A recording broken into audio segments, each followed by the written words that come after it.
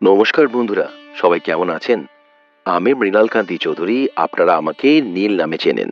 বন্ধুরা, আমাদের এই যাত্রায় আমরা পরস্পরের সঙ্গী। চলো প্রায়শ্চিত্তের পথে একসাথে এগিয়ে যাই, কষ্টের মধ্যেও সুখের সন্ধান করি। প্রথমে যখন বুঝতেই পারিনি, তখন হয়তো আমার মনটা ছিল অন্ধ। একটি নিষ্পাপ ভুল আমার হৃদয় থেকে বেরিয়ে এসছে, সেই অপরাধের ভার, যা আমাকে প্রতিদিন আরো নিঃশ্বাস নিতে দেয় না। প্রতিটি রাতের নীরবতা যখন আমাকে চেপে ধরে, আমি বুঝতে পারি আমি কতটা ভুল করেছি।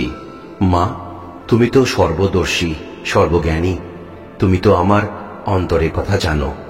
আমি কিভাবে ভুল করেছি, কিভাবে আমার অবুঝ মনটা ভুল পথে হেঁটেছে। আমার চোখের জল তো তুমি দেখতে পাও মা। আমার এই অপরাধের বোঝা তুমি কি মুছে দেবে? আমি কি তোমার কাছে ফিরে যেতে পারবো মা? তোমার কোমল হৃদয়ে আমার জন্য কি একটু জায়গা হবে না? আমি জানি আমি বড় ভুল করেছি, কিন্তু আমি এখন বুঝতে পারছি আমার পথভ্রষ্টতা। তোমার চরণে মাথা রেখে আমি কি নতুন জীবন শুরু করতে পারবো মা? মা, আমি তোমার কাছে ক্ষমা প্রার্থনা করছি, আমার অপরাধের জন্য, আমার অজ্ঞানতার জন্য। আমার হৃদয় ভেঙে গেছে, আমার প্রতিটি নিঃশ্বাসে শুধুই তোমার কাছে ক্ষমা চাওয়া। তুমি যদি আমাকে ক্ষমা না করো, তাহলে আমি আর কার কাছে গিয়ে শান্তি পাবো মা? আমার চোখের জলগুলো কি তোমার হৃদয়কে স্পর্শ করে না? তুমি কি আমার এই কষ্ট, এই অনুশোচনা দেখতে পাচ্ছ না? আমি তোমার করুণার জন্য অপেক্ষা করছি মা। তোমার আশ্রয়ে আমি কি ফিরে আসতে পারবো? মা, তুমি তো সমস্ত পাপ মুছে দিতে পারো। তুমি তো দয়ালু, ক্ষমাশীল। আমার জীবনে আর একবার আলো আনো, আমার অন্তরের অন্ধকার দূর করো। তুমি তো সবসময় আমাকে ভালোবেসেছ, এখনো কি ভালোবাসো মা? এই ভক্তের কান্না কি তোমার করুণার দ্বারে পৌঁছাবে না মা? তুমি তো সর্বদর্শী, আমার এই অনুতপ্ত হৃদয়কে কি তুমি ক্ষমা করবে না? ভাগ্য আর ভগবান যখন দুটি শব্দের মধ্যে একটি সংযোগ তৈরি হয়, তখন জীবন যেন এক নতুন মানে পায়। অপরাধ, পাপ, ভুল এইসব আমাদের জীবনের অবিচ্ছেদ্য অংশ। যখন রাতের আধারে সবাইকে লুকিয়ে চোখে জল মুছতে হয়, তখন মনের গভীরে লুকিয়ে থাকা কষ্টগুলো চিৎকার করে ওঠে। আমাদের জীবন যেন এক দুঃখের সমুদ্র, যেখানে আনন্দের কণা যেন হারিয়ে যায়। কতবার ভেবেছি, যদি সময়টা ফিরে পাওয়া যেত, যদি সেদিনের ভুলগুলো শুধরে নিতে পারতাম। কিন্তু প্রায়শ্চিত্ত তো আর অতীতের কষ্টগুলো মুছে দিতে পারে না। তবুও আমরা আশা করি প্রায়শ্চিত্তের মাধ্যমে নতুন এক সূর্যের আলোয় দিন শুরু হবে। প্রায়শ্চিত্তের ভার এতটাই ভারী হয় যে জীবনের প্রতিটা মুহূর্তে আমরা নিজেকে অপরাধী বলে মনে করি। তবুও আমরা আশা করি প্রায়শ্চিত্তের মাধ্যমে আমরা মুক্তি পাব। হয়তো তখনই বুঝব, কষ্টের পরেই সুখ আসে।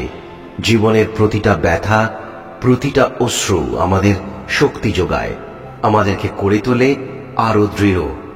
শ্রী রামকৃষ্ণদেব বলতেন, ভুল করা মানুষের ধর্ম, কিন্তু সেই ভুল থেকে শিক্ষা নিয়ে এগিয়ে যাওয়া হলো ঈশ্বরের পথে পদক্ষেপ। যখন তুমি সত্যিকারের অর্থে অনুশোচনা করবে, তখন ভগবান নিজেই তোমাকে ক্ষমা করবেন। তার করুণা অসীম, তার দয়া অপরিসীম। ভগবান আমাদের মা বাবার মতো। সন্তান যদি ভুল করে, মা বাবা কি তাকে ক্ষমা করেন না? তারা সন্তানের ভুল শুধানোর চেষ্টা করেন। মা শারদা বলতেন, ভগবান আমাদের মায়ের মতো। সন্তান যদি ভুল করে, মা কি তাকে ক্ষমা করে না? সন্তানের ভুলের জন্য মা কখনো সন্তানের প্রতি বিরক্ত হন না, বরং তাকে সঠিক পথ দেখানোর চেষ্টা করেন। ভুল করলে সৎভাবে অনুশোচনা করো, ভগবান অবশ্যই ক্ষমা করবেন। তাঁর করুণাময়ী দৃষ্টি সব সময় আমাদের ওপর থাকে। স্বামী সর্বপ্রিয়ানন্দজি মহারাজ বলেন, ভগবানের কাছে যখন আমরা ক্ষমা চাই, তখন আমাদের মনে রাখতে হবে যে আমরা সত্যিকারের অর্থেই অনুশোচনা করছি। অনুশোচনা না থাকলে ক্ষমা পাওয়া সম্ভব নয়। ভগবান সর্বদা আমাদের ক্ষমা করতে প্রস্তুত, কিন্তু আমাদের মনে সৎভাবে অনুশোচনা থাকাটা চাই।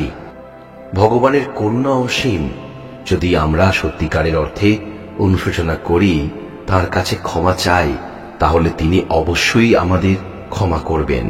শ্রী রামকৃষ্ণদেব, মা শারদা এবং স্বামী সর্বপ্রিয়ানন্দজি মহারাজের এই দার্শনিক এবং আধ্যাত্মিক বক্তব্য আমাদের মনে করিয়ে দেয় যে ভগবানের দয়া করুণা অসীম। আমাদের জীবনে ভুল করা স্বাভাবিক, কিন্তু সেই ভুল বুঝতে পারা এবং তার জন্য অনুশোচনা করা আমাদের প্রকৃত ধর্ম।